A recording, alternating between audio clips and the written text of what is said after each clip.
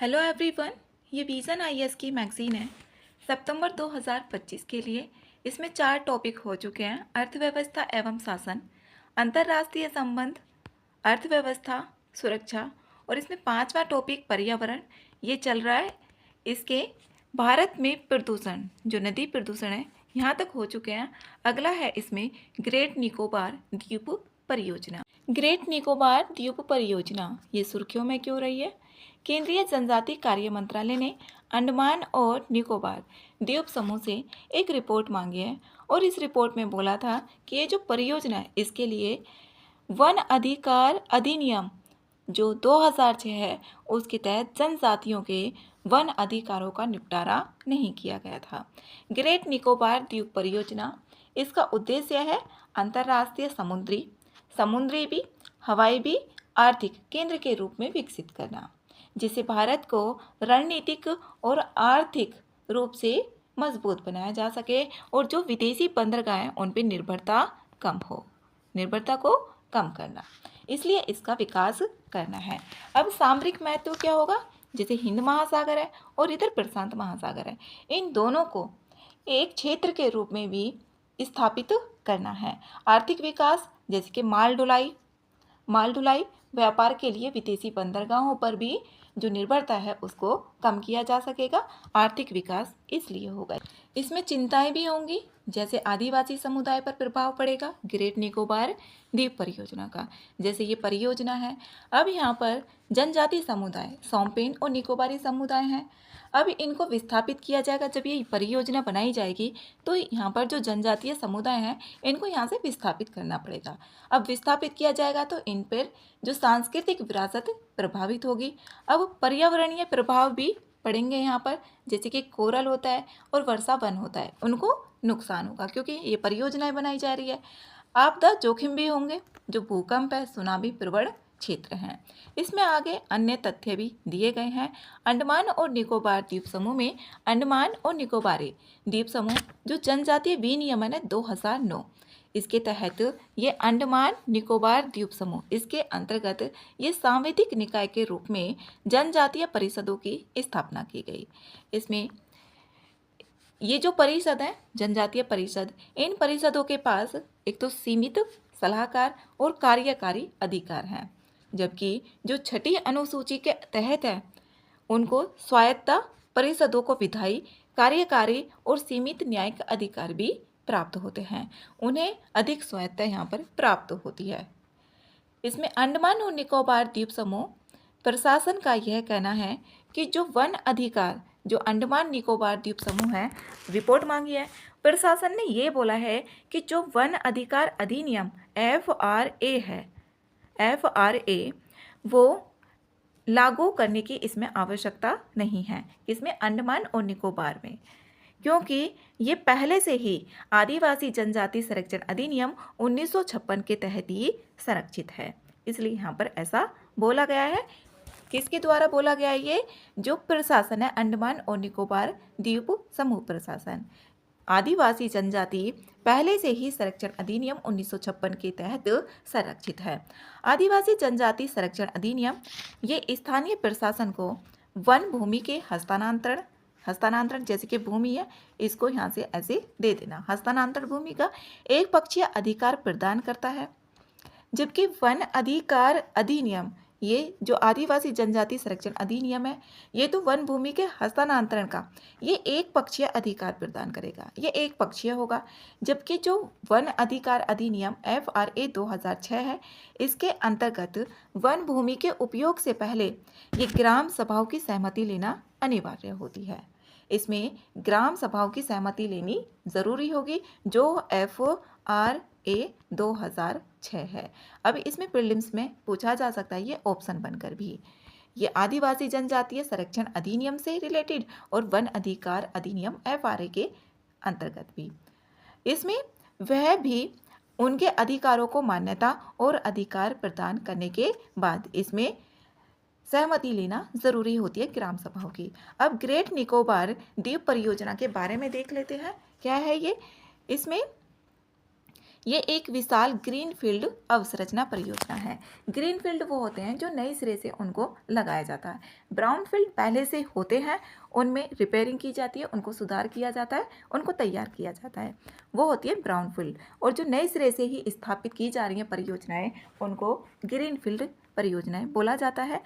ये एक विशाल ग्रीनफील्ड अवसंरचना परियोजना है जिसे नीति आयोग द्वारा परिकल्पित किया गया था और इसे 2021 में केंद्रीय मंत्रिमंडल की मंजूरी भी मिल गई थी। इसके लिए जो नोडल एजेंसी है वो कौन सी है? नोडल एजेंसी है अंडमान और निकोबार द्वीप समूह एकीकृत विकास निगम ANIIDCO। इसे 1988 में कंपनी अधिनियम 1956 के तहत एक सरकारी उपक्रम के रूप में स्थापित किया गया था। 1988 में किया गया था, जो कंपनी अधिनियम 1956 है, इसके अंतर्गत स्थापित किया गया था इसको, जो ANIIDCO है। नोडल एजेंसी यही है। परियोजना के घटक भी है इसमें। यह एक बहुउद्देशीय मेगा अवसंरचना पहल है। इसके 4 घटक हैं। अंतर्राष्ट्रीय ट्रांसशिपमेंट पत्तन जो गैलिथिया खाड़ी है, इसमें एक ग्रीनफील्ड अंतर्राष्ट्रीय हवाई अड्डा का भी निर्माण किया जाएगा और इसमें 450 मेगावाट का विद्युत संयंत्र भी स्थापित किया जाएगा और एक आधुनिक टाउनशिप की भी स्थापना की जाएगी। इसमें एक टाउनशिप की स्थापना की जाएगी, 450 मेगावाट का विद्युत संयंत्र भी ये परियोजना है। तो यहाँ पर इसमें चिंता की तो बात है ही। जो वहाँ पर सोम्पेन निकोबारी समुदाय उनको विस्थापित किया जाएगा और जो उनके सांस्कृतिक विरासत वो भी प्रभावित होगी। परियोजना का जो महत्व होगा, इसमें सामरिक अवस्थिति जैसे ग्रेट निकोबार द्वीप है, उसकी भौगोलिक सामरिक स्थिति भारत की सुरक्षा और समुद्री क्षेत्र को प्रभाव बनाए रखने के लिए बहुत महत्वपूर्ण भी है। जो सामरिक स्थिति है, यह मलक्का जलडमरू मध्य के मुहाने पर स्थित है, जो दुनिया के सबसे व्यस्त समुद्री मार्गों में से एक है और यहीं से 1/3 पूरे विश्व का समुद्री व्यापार यहीं से होकर गुजरता है, मलक्का जलडमरू मध्य से। यह सुंडा जलडमरू मध्य, लोम्बोक जलडमरू मध्य और कोको द्वीप समूह के भी निकट है जो परियोजना है। और ये हिंद प्रशांत क्षेत्र के लिए महत्वपूर्ण समुद्री चौक पॉइंट्स भी माने जाते हैं। सुंडा जलडमरू मध्य, लोम्बोक और कोको द्वीप समूह क्षेत्रीय समुद्री हब के रूप में ये काम करेगा। जैसे मलक्का जलडमरू मध्य के निकट इसका लाभ उठाया जाएगा जो ग्रेट निकोबार है इसके द्वारा। वर्तमान में सिंगापुर और कोलंबो से होकर जाने वाले जो मालवाहक कार्गो हैं, जहाज़ों को ये आकर्षित करेगा, ऐसा बताया जा रहा है इसमें जो ये परियोजना है। वर्तमान में भारत का जो लगभग 75% ट्रांसशिप्ड कार्गो का संचालन भारत के बाहर के पत्तनों पर होता है। अगर ये भारत इस परियोजना को विकसित कर लेगा तो जो विदेशी बंदरगाह हैं उन पर भी यहाँ पर जो निर्भरता है वो कम होगी। 75% है अभी भारत के बाहर के जो बंदरगाह हैं उन पर कार्गो का संचार में भी सुधार होगा। ये जो परियोजना है भारत की मुख्य भूमि और अन्य स्थलों से निकोबार द्वीप की कनेक्टिविटी को बेहतर बनाएगी। इसमें द्वीप पर्यटन, व्यापार और जो लॉजिस्टिक्स है, लॉजिस्टिक्स का मतलब यही होता है सामान को लेके जाना, जो गुड्स होता है। अब इसमें रणनीतिक लॉजिस्टिक्स के लिए अधिक सुलभ भी बन जाएगी ये। इसमें रक्षा जैसे ग्रेट निकोबार पर नौसेना उपयोग वाले डीप वाटर पत्तन और हवाई अड्डा विकसित करके इस परियोजना को अंडमान और निकोबार द्वीप समूह में पहले से स्थापित जो त्रिसेवा सेवा सैन्य कमान है इसको भी मजबूत किया जाएगा। इसमें यहाँ पर महत्वपूर्ण समुद्री मार्गों की निगरानी की जा सकेगी और क्षेत्र में भारत की सुरक्षा क्षमता भी बढ़ेगी। इसमें जैसे चौराहे के पास पोत, विमान और ड्रोन भी तैनात करने की सुविधा मिलेगी। इसमें ये सारी चीज़ें बताई गई हैं। आर्थिक विकास और क्षेत्रीय प्रगति भी बढ़ेगी। अब आर्थिक विकास यही होगा जैसे जो माल ढुलाई और व्यापार के लिए विदेशी बंदरगाहों पर निर्भरता है उसको कम किया जाएगा अगर ये परियोजना तैयार हो जाती है और इसको अनुमति भी मिल गई है। विदेशी मुद्रा की बचत, प्रत्यक्ष विदेशी निवेश, यहाँ पर मुद्रा की बचत होगी, जो विदेशी मुद्रा है उसकी बचत होगी। प्रत्यक्ष विदेशी निवेश जो FDI है और भारतीय पत्तनों पर जो आर्थिक गतिविधियाँ उनमें यहाँ पर वृद्धि होगी। लॉजिस्टिक्स अवसंरचना का विस्तार भी अनेक आर्थिक लाभ मिलेंगे। इसमें पारिस्थितिक, सामाजिक और भूवैज्ञानिक चिंताएं भी होंगी। जैसे यहाँ पर हमने देखा था सोम्पेन जनजाति है, निकोबारी जनजाति है, इन पर नकारात्मक प्रभाव पड़ेंगे। और ये पीवीटीज जो समूह है, विशेष रूप से कमजोर जो 75 पीवीटीज है, पीवीटीजी, इनसे क्वेश्चन पूछा गया है पहले भी, तो इन पे प्रभाव देखने को मिलेगा। इससे जनजातीय आबादी विस्थापन हो सकता है। अब यहाँ पर जब परियोजना होगी तो वहाँ से हटाना पड़ेगा लोगों को। श्रमिकों और प्रवासियों का बड़े पैमाने पर आगमन होगा। सोम्पेन जनजातियों को ऐसे संक्रामक रोगों के संपर्क में ला सकता है। अब इसमें पारिस्थितिक से जुड़ी चिंताएं भी होंगी। पारिस्थितिक से जुड़ी चिंताएं कौन कौन सी? जैसे भारत के सबसे समृद्ध जैव विविधता वाले क्षेत्रों में से ये एक है, जो ग्रेट निकोबार है। हॉट स्पॉट्स में भी काउंट किया जाता है इसको। और अब 85% से अधिक क्षेत्र उष्णकटिबंधीय वर्षावनों से भी आच्छादित है। तो यहाँ पर जो पारिस्थितिक है उसके लिए भी नुकसान होगा। प्रजातियों पर प्रभाव पड़ेगा। जो गैलेथिया खाड़ी है, अब यहाँ पर नया पत्तन बंदरगाह बनाया जाना है। अब ये रामसर कन्वेंशन के तहत संरक्षित आर्द्रभूमि है और यह है एंडेंजर्ड लेदरबैक जो समुद्री कछुए हैं उनकी नेस्टिंग साइट भी है। यहाँ पर ये कछुए नेस्टिंग साइट है इनकी, और ये एक रामसर कन्वेंशन के तहत संरक्षित आर्द्रभूमि भी है।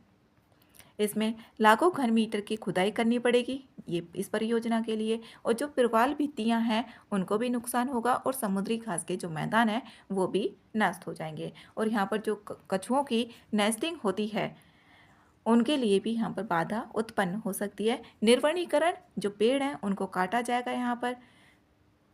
जैसे यहाँ पर बताया गया है कि लगभग 9.6 लाख पेड़ों की कटाई की जाएगी। 9.6 लाख पेड़ों की कटाई की जाएगी।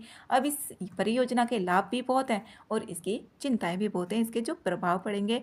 जैसे यहाँ पर बताया गया है अलग अलग किस किस पर प्रभाव पड़ेंगे। इसमें जनजातीय अधिकार जो भी हैं उसमें भी होंगे, और पारिस्थितिक से जुड़ी हुई चिंताएं भी। निर्वनीकरण किया जाएगा, तटरेखा में बदलाव भी होगा, जैसे प्राकृतिक तटीय सुरक्षा को भी कमजोर करता है ये। जैसे गैलेथिया की जो मैंग्रोव पट्टियां हैं, अब यहाँ पर सुनामी का खतरा रहता है, क्योंकि एक तरफ हिंद महासागर है तो यहाँ पर सुनामी का खतरा रहता है। जो मैंग्रोव पट्टियां उनको भी हटाया जाएगा।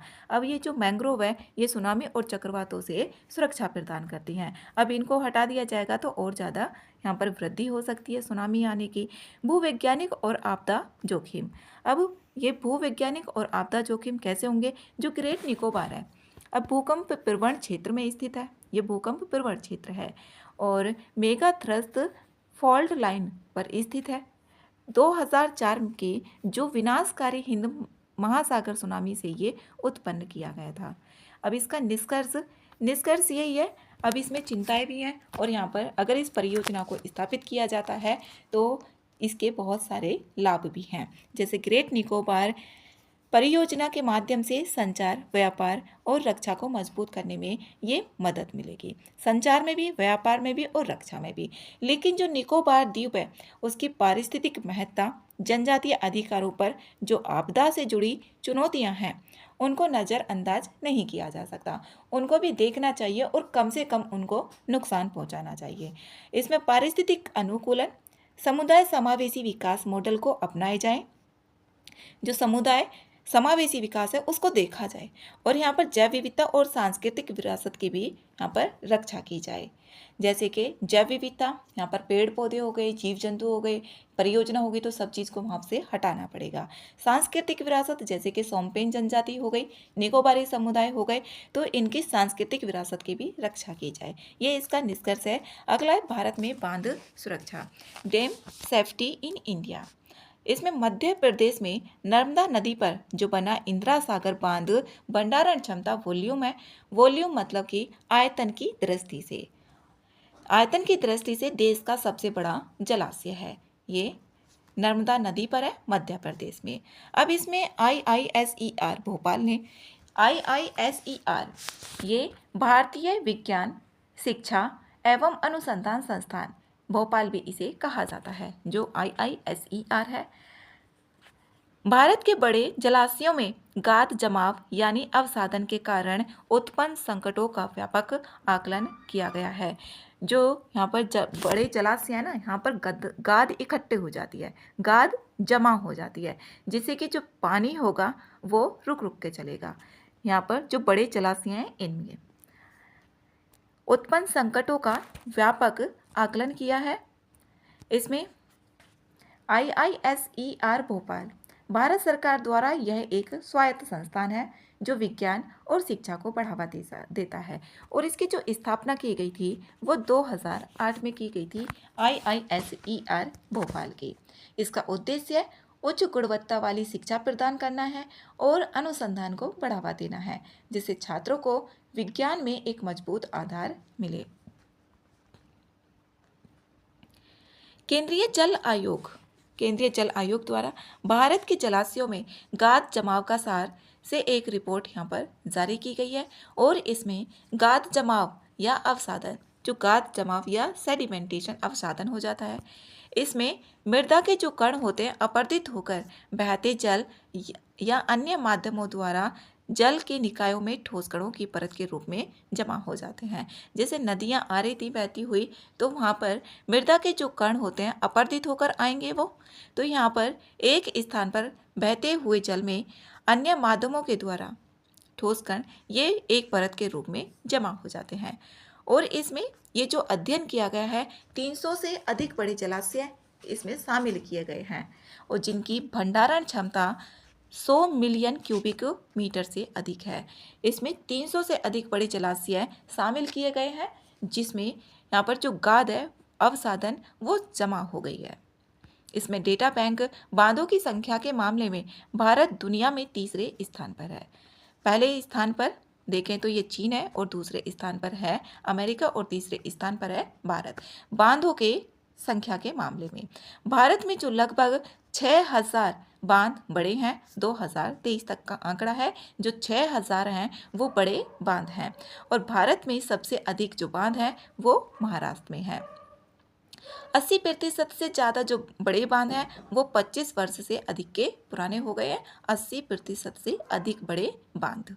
इसमें अनुमान लगाया गया है कि जो गोदावरी के अलावा पूर्व की ओर बहने वाली नदी 2050 तक का, ये 2050 तक अनुमान लगाया जा रहा है। इसमें गोदावरी के अलावा ऐसी पूर्व की ओर जो भी नदियां बह रही हैं, गोदावरी को छोड़ दिया जाए इसमें, तो पूर्व की ओर बहने वाली सभी नदियां और जो ताप्ती नदी है इसकी तरफ बहती है। इसके अलावा पश्चिम की ओर बहने वाली नदियों के जो जलाशय हैं उनको 50% से अधिक भंडारण क्षमता उनकी खत्म हो जाएगी, ऐसा इसमें बताया गया है। ये गाद की वजह से बोला गया है। जो पश्चिम की तरफ है ताप्ती को छोड़ दिया जाए, और पूर्व की तरफ गोदावरी को छोड़ दिया जाए, और बाकी की जो नदियां हैं वो इधर की साइड पश्चिम की तरफ और पूर्व की तरफ जो बह रही हैं, जलाशयों में 50% से जो अधिक भंडारण क्षमता है वो खत्म हो जाएगी। क्षेत्रीय भिन्नता अलग अलग क्षेत्रीय भिन्नता, जैसे कि हिमालय क्षेत्र, इसमें पश्चिम की ओर बहने वाली नदियाँ नर्मदा और ताप्ती, पूर्व की ओर बहने वाली नदियाँ गंगा का मैदान सबसे अधिक संकट वाले क्षेत्र माने गए हैं। एक तो पश्चिम की ओर बहने वाली नदियाँ, पूर्व की ओर बहने वाली नदियाँ, और इसमें गंगा का मैदान, ये अधिक संकट वाले क्षेत्र माने गए हैं।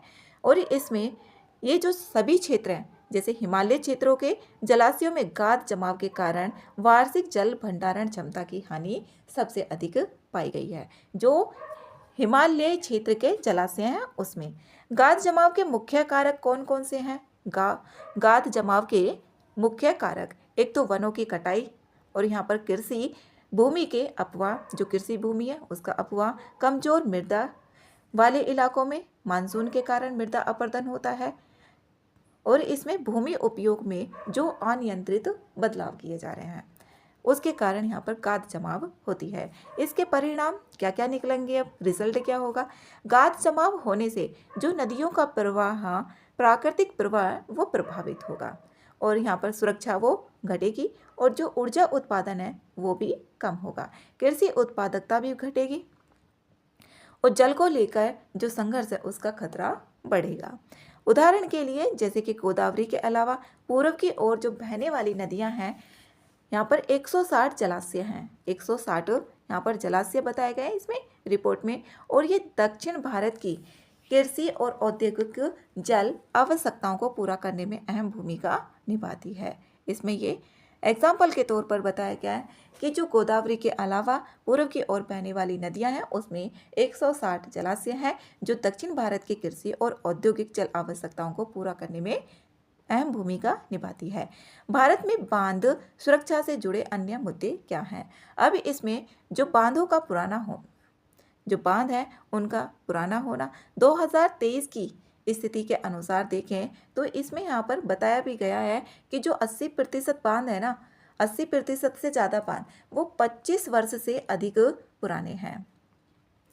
2023 के अनुसार भारत के जो बड़े बांधों हैं उनमें से 1065 बांध 50-100 साल पुराने हैं, 1065, जबकि 224 बांध ये 100 साल से भी अधिक पुराने हैं।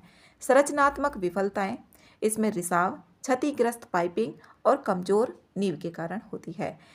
भूकंप से नुकसान का खतरा भी होगा। 2001 में भुज गुजरात में आए भूकंप के कारण जो चांग बांध है इसकी नींव कमजोर हो गई थी, पुराना था। अब ग्लेशियर लेक जो आउटबर्स्ट है इसका खतरा भी है। 2023 में ग्लेशियर लेक आउटबर्स्ट से आई जो बाढ़ थी उसकी वजह से चुंगथांग बांध जो सिक्किम है ये टूटकर बह गया था। ओवरटॉपिंग बांध, जो ओवरटॉपिंग बांध है ये बाढ़ के पानी का, जो बाढ़ का पानी होगा उसके बांध के ऊपर से बहना, ये टॉप टू बॉटम होता है, ऊपर से बहना। भारत में बांध की पहली जो दर्ज विफलता है 1917 में तिगड़ा बांध की विफलता भी ये ओवरटॉपिंग के कारण हुई थी। अब इसमें प्रबंधन नियमों के जो अनुपालन संबंधी है इसमें गांधी सागर जो मध्य प्रदेश के सीएजी ऑडिट रिपोर्ट को उजागर किया गया था और इसमें बताया गया था कि जो राज्य बांध सुरक्षा संगठन है इसने आवश्यक उपायों पर केंद्रीय जल आयोग की सिफारिशों का अनुपालन नहीं किया था। इसमें जो ये रिपोर्ट है इसमें ऐसा बोला गया। भारत में बांधों की सुरक्षा सुनिश्चित करने के लिए शुरू की गई पहले कौन कौन सी हैं? बांध सुरक्षा अधिनियम 2021, इसमें जो बांधों की सुरक्षा है उसके लिए है राष्ट्रीय स्तर पर और राज्य स्तर पर। राष्ट्रीय स्तर पर राष्ट्रीय बांध सुरक्षा समिति और राष्ट्रीय बांध सुरक्षा प्राधिकरण, ये देखेगा राष्ट्रीय स्तर पर।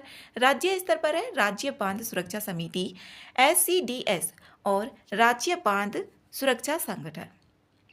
बड़े बांधों का जो राष्ट्रीय रजिस्टर है ये CWC केंद्रीय जल आयोग द्वारा संकलित और संरक्षित बड़े बांध का राष्ट्रव्यापी रजिस्टर है। बांध पुनर्वास और सुधार परियोजना, ये बांध पुनर्वास और सुधार परियोजना ड्रिप के दूसरे और तीसरे चरण में 19 राज्यों में 736 बांधों के व्यापक पुनर्वास की परिकल्पना की गई थी और इस परियोजना को विश्व बैंक और AIIB से ऋण प्राप्त होता है। ये जो परियोजना है इस परियोजना को बांध पुनर्वास और सुधार परियोजना, इसमें पूछा भी जा सकता है। ये 19 राज्यों में 736 बांधों के ये व्यापक पुनर्वास की परिकल्पना की गई थी और इसे जो ऋण प्राप्त होता है वर्ल्ड बैंक से और ये एशियाई अवसंरचना निवेश बैंक से प्राप्त होता है। बांधों की विफलताओं का प्रभाव क्या क्या होगा? जैसे कि जान माल का नुकसान होगा। यहाँ पर गुजरात के मच्छू बांध इसके टूटने से जो मोरबी शहर है उसमें बड़ी संख्या में लोगों की मौतें हो गई थी और भारी तबाही भी मची। इसमें पर्यावरण को नुकसान होगा ही और आर्थिक नुकसान होगा, जैसे कि कृषि उद्योग, बिजली उत्पादन, आजीविका को भारी नुकसान पहुंचेगा और सामाजिक विस्थापन होगा। अब बांधों के पास जो रहने वाले समुदाय हैं उनको अक्सर विस्थापित होना पड़ता है। मनोवैज्ञानिक और प्रशासनिक प्रभाव भी पड़ेंगे, जैसे पीड़ित लोगों को कष्ट का सामना करना पड़ेगा और अधिकारों पर भी जो अधिकारी हैं अधिकारियों पर भी जनता का विश्वास जो होगा वो कमजोर होगा। भूकंपीय जोखिम विश्लेषण सूचना प्रणाली, ये उपकरण इसका उद्देश्य है भूकंपीय बलों की सीमा, बांध संरचनाओं की सुरक्षा पर उनके प्रभाव का पता लगाना। इसका उद्देश्य ये है। और बांध सुरक्षा समीक्षा पैनल, कुछ राज्यों ने अपने बांधों के व्यापक ऑडिट के लिए ये पैनल भी बनाए हैं। ये बांध सुरक्षा समीक्षा पैनल भी बनाए हैं, जैसे अन्य पहले भी हैं यहाँ पर। इसमें राजस्थान में स्थित कौन सी भूकंप से बांधों की सुरक्षा के लिए राष्ट्रीय केंद्र MNIT जयपुर, ये राजस्थान में स्थित है। इसमें राज्यों द्वारा बांध सुरक्षा समीक्षा पैनल का गठन भी किया गया है। और dam health and rehabilitation monitoring application, इसकी भी यहाँ पर स्थापना की गई है। बांध सुरक्षा सुनिश्चित करने के लिए वैश्विक यहाँ पर कदम भी है, जैसे कि वर्ल्ड कमीशन ऑन डैम्स, इसकी स्थापना 1998 में विश्व बैंक और IUCN दोनों के सहयोग से की गई थी। इसका उद्देश्य बड़े बांधों का विकास पर, जो बड़े बांध हैं, बड़े बांधों का विकास पर पड़ने वाले प्रभावों की समीक्षा करना। जो भी बड़े बांध हैं उन पर क्या क्या प्रभाव पड़ रहे हैं उनकी समीक्षा करने के लिए इसका गठन किया गया था। बांधों की योजना बनाने, निगरानी व निगरानी भी और डीकमीशनिंग के लिए दिशा निर्देश तैयार करना, इसका ये उद्देश्य है। International commission on large dams, इसे 1928 में शुरू किया गया था। ये एक NGO है इंटरनेशनल लेवल पर, गैर सरकारी संगठन है। यह डैम इंजीनियरिंग में ज्ञान के आदान प्रदान के लिए मंच प्रदान करता है। जो डैम इंजीनियरिंग है उसके लिए Indian national committee on large dams, ये एक भारतीय समिति है जो ICOLD के साथ संवाद करती है। जो INCOLD है ये इसके साथ में संवाद करती है डैम से रिलेटेड। भारत में बांध सुरक्षा सुनिश्चित करने के लिए आगे की जो राह है वो क्या क्या हो सकती है। जो गाद जमाव है उसका प्रबंधन करने के लिए जापान का सेडिमेंट बाईपास सिस्टम और स्विट्जरलैंड की कंट्रोल्ड सेडिमेंट फ्लशिंग जैसी अंतर्राष्ट्रीय सर्वोत्तम पद्धतियों को भी अपनाया जाना चाहिए। जो जापान की सेडिमेंट बाईपास सिस्टम है, इसमें जो बांधों में सेडिमेंट जमा हो जाता है उसको रोकने के लिए बनाया गया है ये जापान में। ये बाईपास है। अब जो नदी का पानी है, नदी के पानी को बांध के जलाशय से बाहर निकालता है। जो नदी का पानी है, जिससे जो सेडिमेंट है वो तो नीचे की ओर प्रवाहित किया जा सके और नदी की जो पारिस्थितिकी है वो बनी रहे। और ये सुरंगों और बांधों के माध्यम से काम करता है। जो जापान का सेडिमेंट बाईपास होगा, जो नदी का पानी है उसको अलग से निकाल दिया जाता है। इसमें इसी तरीके से स्विट्जरलैंड की कंट्रोल्ड सेडिमेंट फ्लशिंग जैसी अंतर्राष्ट्रीय सर्वोत्तम पद्धतियाँ हैं। अब अलग अलग क्षेत्रों के लिए अलग अलग तरीका लागू किया जाना चाहिए। ऐसा नहीं है कि सभी क्षेत्रों के लिए, हिमालय के लिए भी वही कर दिया और पश्चिम के लिए भी, और इधर जो पश्चिम में नदियाँ हैं उनके लिए भी अलग अलग क्षेत्रों का, क्योंकि अलग अलग कंडीशन होती है अलग अलग क्षेत्र की, तो अलग अलग तरीका इसमें लागू किया जाना चाहिए। जैसे यहाँ पर वन रोपण भी, एकीकृत जल संभर प्रबंधन और समय समय पर गाद निकालने के जो संचालन है उसको भी यहाँ पर लक्षित कदम गाद के प्रवाह को कम कर सकते हैं। अपर्दन नियंत्रण संरचनाएं जैसे चेक डैम्स तलछट के प्रवाह को ये कम कर सकते हैं। भूमिगत बांध जो सब सरफेस डैम्स हैं, जापान जैसे देश में सतही बांधों के विकल्प के रूप में ये बनाए जाते हैं। जो भूमिगत बांध होते हैं ये जापान में विकल्प के रूप में बनाए जाते हैं, तो भारत में भी इन्हें अपनाया जा सकता है। प्रौद्योगिकी का उपयोग किया जाना चाहिए, जैसे इंटरनेट ऑफ थिंग्स है, इसमें अन्य पहले भी हो सकती हैं। अनिवार्य रूप से बांध का निरीक्षण किया जाए और यहाँ पर जो भी बांध है जो असुरक्षित हैं और जिन्हें सूचीबद्ध किया जाना चाहिए कि ये असुरक्षित है और उन्हें चरणबद्ध तरीके से यहाँ पर बंद भी किया जाना चाहिए। इसमें जोखिम आधारित जो निर्णय है वो लेने की प्रणाली भी विकसित की जानी चाहिए कि ये बांध है ये जोखिम आधारित है। इसमें निष्कर्ष भारत के बांध गाद जमाव पुराना हो जाने, भूकंपीय व जलवायु संबंधी खतरों, नियमों का सही से पालन नहीं होने जैसी ये चुनौतियों का सामना कर रहे हैं। अब जो बांध है उनमें गाद जमा हो जा रही है, पुराने हैं 80% से ज़्यादा हैं जो 25 साल तक पुराने हो गए हैं। भूकंपीय व जलवायु संबंधी खतरों का ये यहाँ पर सामना कर रहे हैं। अभी इसमें देश के जो जल संसाधनों की पूरी क्षमता का उपयोग करने के लिए विश्व के सर्वोत्तम जो पद्धतियां हैं, जैसे कि जापान की पद्धति को बताया जा सकता है इसमें निष्कर्ष में, और जो स्विट्जरलैंड की है उस पद्धति को भी यहाँ पर लिखा जा सकता है कि भारत को भी इन पर ध्यान देना चाहिए, इस जो बांध की गाद जमाव हो रही है उसको ख़त्म करने के लिए। इसमें अगला है आपदा जोखिम वित्त पोषण। आपदा जोखिम वित्त पोषण सुर्खियों में क्यों रहा है ये?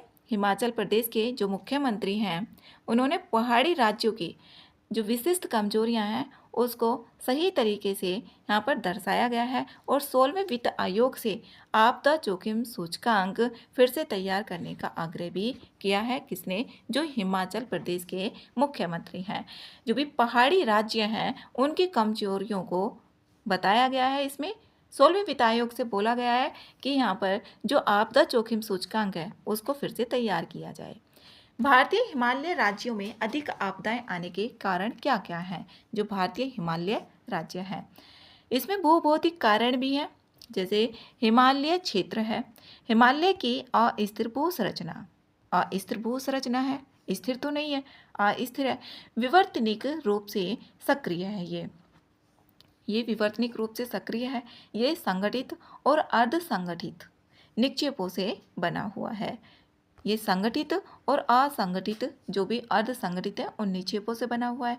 अलकनंदा, भागीरथी, मंदाकिनी नदी घाटियों में जो नदी हैं उनकी धाराओं द्वारा भूतल का अपरदन भी होता है। यहाँ पर वर्षा ज़्यादा और बादल फटने का मतलब क्या होता है? ये एक प्राकृतिक घटना होती है। जो बादल फटना होती है ये एक प्राकृतिक घटना होती है और कम समय में मान सकते हैं कि 1 घंटे के भीतर ही एक स्थान पर बहुत ज़्यादा बारिश हो जाए तो उसी को ही बोला जाता है बादल फटना। और एक ही स्थान पर हो जाए, एक ही स्थान पर बहुत अधिक बारिश हो जाए उसी को ही बोला जाता है बादल फटना।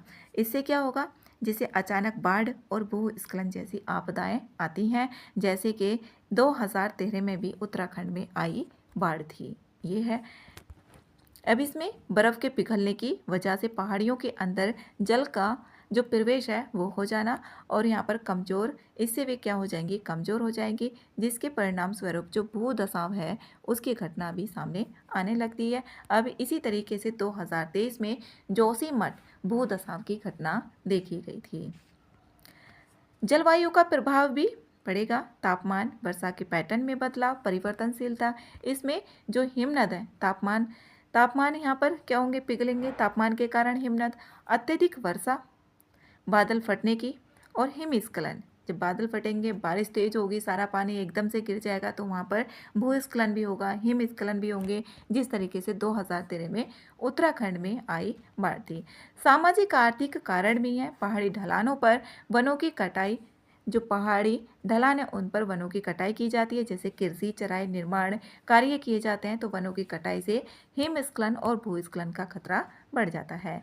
अब टिहरी गढ़वाल जिले में जो टिहरी बांध जैसी यहाँ पर जलाशय हैं, ये कई बड़ी जल विद्युत परियोजनाओं के कारण ये जल के प्राकृतिक प्रवाह में बाधा उत्पन्न हुई है। अब मानव जनित भी कारण हो सकते हैं इसमें, जैसे कि विकास गतिविधियां की जा रही हैं, सड़क बनाई जा रही हैं, टनल बनाई जा रही हैं, विद्युत जो जल विद्युत परियोजनाएं वो बनाई जा रही हैं, नदी तटों और बाढ़ों के मैदानों का अतिक्रमण भी किया जा रहा है। बढ़ता पर्यटन, यहाँ पर पर्यटन बढ़ रहा है। जैसे भारतीय हिमालय क्षेत्र हैं, हर साल लगभग 100 मिलियन पर्यटक आते हैं। 2025 तक यह संख्या 240 मिलियन तक बढ़ने की उम्मीद है। तो यहाँ पर संसाधनों पर भारी दबाव भी पड़ रहा है। ये एक मानव जनित कारण है। इसमें आपदा जोखिम सूचकांक, जो आपदा जोखिम सूचकांक है, इसे मापने का तरीका है। ये एक समग्र माप है जिसमें जो आपदाओं से जुड़े जोखिम है इसके स्तर को मापता है और इसका उपयोग आपदा जोखिम से निपटने के लिए वित्त पोषण भी किया जाता है। इसके उद्देश्य निम्नलिखित तैयार किया जाता है। किस किस उद्देश्य पर?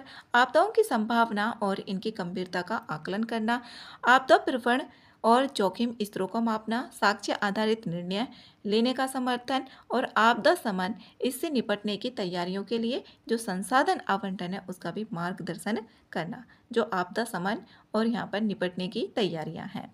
शुरुआत इसे 15वें वित्त आयोग जो 2021 से 26 फंड आवंटित के लिए DRI को औपचारिक रूप से अपनाया गया था। जो DRI है इसे 15वें वित्त आयोग में अपनाया गया था। आपदा जोखिम सूचकांक को ये पूछा जा सकता है। 15वां वित्त आयोग जिसका कार्यकाल 2021 से 2026 तक का है। और आयोग ने प्रत्येक राज्य के जो DRI स्कोर है, राष्ट्रीय आपदा मोचन निधि NDRF, जो NDRF है इसके बारे में देखते हैं। राष्ट्रीय आपदा मोचन निधि, इसकी स्थापना 2006 में की गई थी। आपदा प्रबंधन अधिनियम 2005 के अंतर्गत, जो आपदा प्रबंधन अधिनियम 2005 है उसके अंतर्गत वर्ष 2006 में इसकी स्थापना की गई थी, राष्ट्रीय आपदा मोचन निधि की। और ये गृह मंत्रालय के अंतर्गत काम करता है। जो NDRF है किसके अंतर्गत, जो होम मिनिस्ट्री है उसके अंतर्गत। और जो इसका उद्देश्य होगा, इसका एम होगा, वो प्राकृतिक और मानव निर्मित आपदाओं जैसे भूकंप, बाढ़, भूस्खलन के दौरान त्वरित और प्रभावी प्रक्रिया देना होता है। NDRF का उद्देश्य यही है। भूकंप, बाढ़, भूस्खलन के दौरान जो भी प्रभावी प्रतिक्रियाएं होंगी उनको त्वरित देना है। और इसके कार्य कौन कौन से होंगे? कार्य आपदा प्रभावित क्षेत्रों की खोज करना, जो आपदा प्रभावित क्षेत्र उनकी खोज की जाएगी इसके द्वारा, NDRF के द्वारा। बचाव, राहत किए जाएंगे, ये इसके कार्य होते हैं। और मानवीय सहायता भी ये प्रदान करता है, मानवों के लिए सहायता। इसमें NDRF और राज्य आपात निधि के वितरण के फॉर्मूले को भी शामिल करना है। इसमें जो खतरों की संभाव्यता है वो 70 का स्कोर है, और जो वल्नरेबिलिटी है वो 30 का स्कोर उपयोग किया जाता है। खतरों में मुख्य रूप से कौन कौन से? भूस्खलन, बाढ़, भूकंप, सूखा और प्राकृतिक आपदाओं जैसी घटनाओं की संभाव्यता पर यहाँ पर ध्यान केंद्रित किया जाता है। इसमें आगे भारत में आपदा जोखिम से निपटने के लिए वित्त पोषण, इसमें नई पद्धति, ये 15वें वित्त आयोग में बताया गया था कि राज्यवार आवंटन के लिए नई पद्धति अपनाई जाए, जिसने पहले की जो व्यय आधारित पद्धति के स्थान लिया था। इसने जो पहले की जो पद्धति थी उसका स्थान लिया था। और नई पद्धति 3 कारकों का मिश्रण है। कौन कौन से कारक है इसमें? नंबर 1 है क्षमता। क्षमता जो पिछले व्यय के माध्यम से दिखाई देती हो, पिछले व्यय के माध्यम से कि पहले कितना खर्च किया गया था उसके माध्यम से दिखाई देती हो। जोखिम का प्रभाव, जो जोखिम का प्रभाव है इसमें कौन सा क्षेत्रफल और जनसंख्या जोखिम हुई है। और विपदा की प्रवणता और वल्नरेबिलिटी आपदा जोखिम सूचकांक, इसमें 3 कारक हैं। ये 3 कारकों की एक नई पद्धति है। आपदा समन कोष, जो आपदा समन कोष है ये 15वें वित्त आयोग ने NDMF और राज्य आपदा समन कोष इसके गठन की सिफारिश की थी 15वें वित्त आयोग ने, इसकी और इसकी। केंद्र सरकार ने NDMF का गठन किया। केंद्र सरकार ने ND क्योंकि राष्ट्रीय स्तर पर है ये, और तेलंगाना को छोड़कर, अब तक तेलंगाना को छोड़कर सभी राज्यों ने SDMF स्थापित करने की सूचना भी दे दी है कि हमने इसको स्थापित कर लिया है। SDMF जो राज्य आपदा समन कोष है, जबकि NDMF है ये केंद्र सरकार के द्वारा इसका गठन किया गया है। SDMF में केंद्र के हिस्से के रूप में केंद्र सरकार सभी राज्यों के लिए 75%, पूर्वोत्तर और हिमालयी राज्यों के लिए 90% का योगदान देता है। केंद्र सरकार सभी राज्यों के लिए कितना देगा? 75%, और जो पूर्वोत्तर और हिमालय राज्य हैं उनके लिए 90% का योगदान देगा। और इसमें DRF जो आपदा जोखिम वित्त पोषण है, इससे जुड़ी चिंताएं और सीमाएं, एक समान मैट्रिक्स, जो एक समान मैट्रिक्स है, जैसे वन साइज फिट्स ऑल। अब इसमें जैसे कोई उत्पाद है, यहाँ पर कोई उत्पाद है, उसके समाधान को सभी स्थितियों और व्यक्तियों के लिए एक ही मानक के रूप में डिज़ाइन किया जाता है। अब यहाँ पर बोला जाए जैसे एक ही साइज़ के कपड़े बना दिए जाए, एग्जाम्पल के लिए लेते हैं कि ये जो बोला हुआ है वन साइज़ फिट्स ऑल, एक साइज़ हमने बना लिया, एक साइज़ के कपड़े बनाए। अब बोला जाए कि ये सब लोगों को पहना दिया जाए, अब वो सबके नहीं आएगा। तो इसी तरीके से होता है ये। तो जबकि लोग और उनके जो शरीर के आकार होंगे वो अलग अलग होंगे। ये साइज जो बनाया था, तो हर जो इंसान होगा उसका साइज अलग होगा, तो उसके अकॉर्डिंग ही देखा जाता है।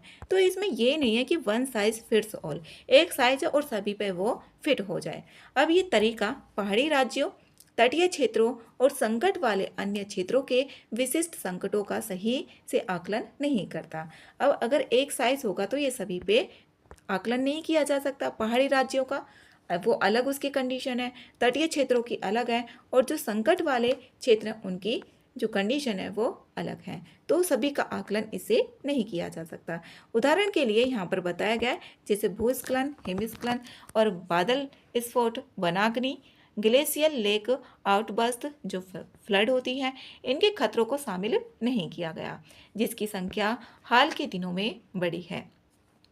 अपर्याप्त संसाधन आवंटन, जो अपर्याप्त संसाधन आवंटन भी, जैसे कुछ राज्य हैं, हिमाचल प्रदेश का DRI स्कोर कम होने के कारण 15वें वित्त आयोग से यहाँ पर पर्याप्त संसाधन नहीं मिलते हैं, जबकि यह राज्य अधिक और गंभीर आपदाओं का भी सामना कर रहा है। इसमें जो 15वां वित्त आयोग है, इसमें यह बताया गया है कि हिमाचल प्रदेश को यहाँ पर पर्याप्त जो संसाधन है वो नहीं मिल पाए हैं, जबकि ये गंभीर और अधिक आपदाओं का सामना भी कर रहा है। भौगोलिक असमानताएं भी देखने को मिलेंगी, अलग अलग क्षेत्रों के अलग अलग समानताएं असमानताएं होंगी।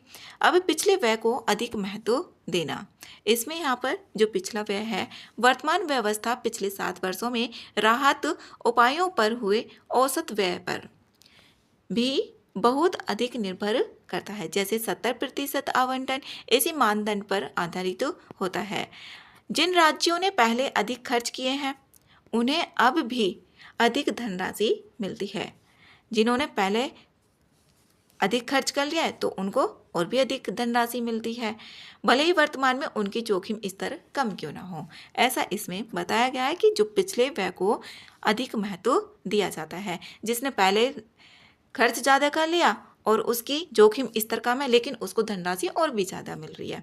इसमें आगे की जो राह है वो क्या होनी चाहिए, आगे की राह में बताया गया है जो DRI फॉर्मूला है वो तैयार किया जाए। विविधता, वल्नरेबिलिटी, जोखिम का प्रभाव, लचीलापन जैसे जुड़े संकेतकों को शामिल किया जाना चाहिए। भूस्खलन, बादल विस्फोट, हिमस्खलन और जो कीट हमले हैं इनको शामिल किया जाना चाहिए। भौगोलिक विशिष्टता, इसमें जो भौगोलिक विशिष्टता है, अलग अलग क्षेत्रों की अलग अलग भौगोलिक विशिष्टता होगी।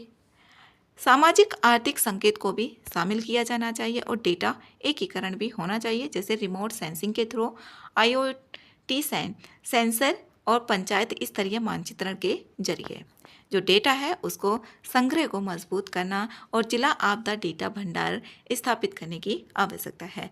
समय समय पर भी यहाँ पर समीक्षा की जानी चाहिए, जैसे यहाँ पर हर 5 वर्ष में समीक्षा जलवायु और आपदा संबंधी अध्ययन आंकड़ों के अनुरूप बनी रहे। इसमें निष्कर्ष है यहाँ पर जो भारत की आपदा से निपटने की गवर्नेंस प्रणाली का एक प्रमुख स्तंभ है DRF, आपदा जोखिम वित्तपोषण। ये संसाधनों के आवंटन, रेजिलियंस योजना के लिए एक वैज्ञानिक दृष्टिकोण प्रदान करता है। ये संसाधनों का आवंटन और रेजिलियंस योजना के लिए एक वैज्ञानिक दृष्टिकोण भी प्रदान करेगा। जलवायु परिवर्तन, क्षेत्रीय असमानताओं और एक दूसरे से जुड़ी जटिल आपदाओं के दौर में DRF को जो पहाड़ी क्षेत्र हैं उनके विशिष्ट संकट, स्थानीय अनुकूलन क्षमताओं और जलवायु की वास्तविकताओं को ध्यान में रखना होगा। इसमें कहाँ पर कितने संकट आ रहे हैं, जैसे पहाड़ी क्षेत्र हो गए, उसमें जो अनुकूलन क्षमताएं स्थानीय, जलवायु की वास्तविकताओं को ध्यान में रखना होगा और एक पुनर्गठित और न्याय संगत DRF फ्रेमवर्क न केवल वित्तीय न्याय सुनिश्चित करेगा बल्कि भारत को जलवायु अनुकूल और आपदा से निपटने के लिए तैयार भविष्य की भी दिशा में सशक्त रूप से आगे बढ़ाएगा।